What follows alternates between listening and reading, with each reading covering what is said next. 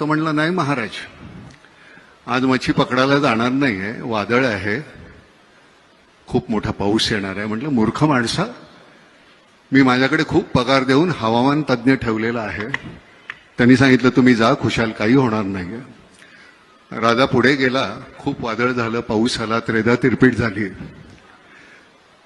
राजा दरबारात गेला, प्रधानाला सांगितलं त्या माणसाला आणा बघू, हवामान तज्ज्ञाला त्या लाद घालून हाकलून लावा आणि त्या कोळ्याला बोलवा आणि त्याला अपॉइंट करा. कोळी आला, तो म्हणला महाराज मला यातलं काही कळत नाही हो.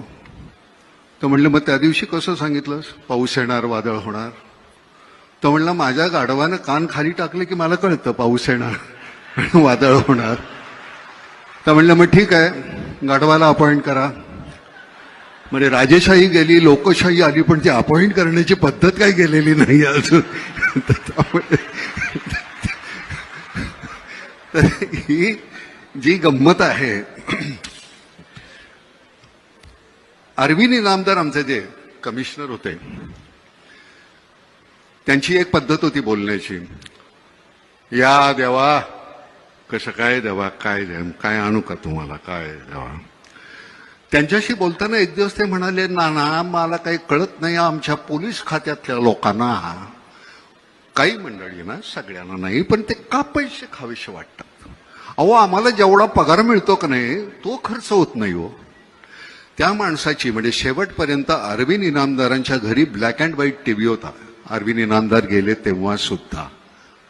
तर ही आपल्याकडे अशी माणसं आहेत. लालबहादूर शास्त्रींच्या घरी ज्यावेळी त्यांचे मित्र पैसे मागायला गेले, मला एक 200 रुपये पाहिजेत, त्यावेळेचे 200 रुपये, लालबहादूर शास्त्री म्हणले माझ्याकडे नाही आहेत एवढे पैसे. त्यांची बायको म्हणाली नाही माझ्याकडे आहेत. तिने 200 रुपये दिले काढून. शास्त्रींनी विचारलं तुझ्याकडे एवढे पैसे आले कुठून? ती म्हणली नाही, दर तुम्ही पगारातून देताना त्यातले 5-10 रुपये मी वाचवते. त्यांनी गव्हर्नमेंटला पत्र लिहिलं की मला ह्याच्या पुढे माझा 10 रुपये पगार कमी करा.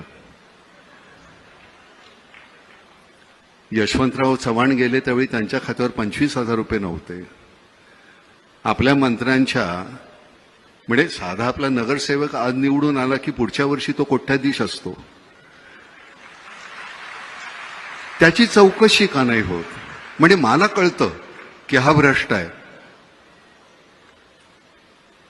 पण तुमच्या का नाही लक्षात येत?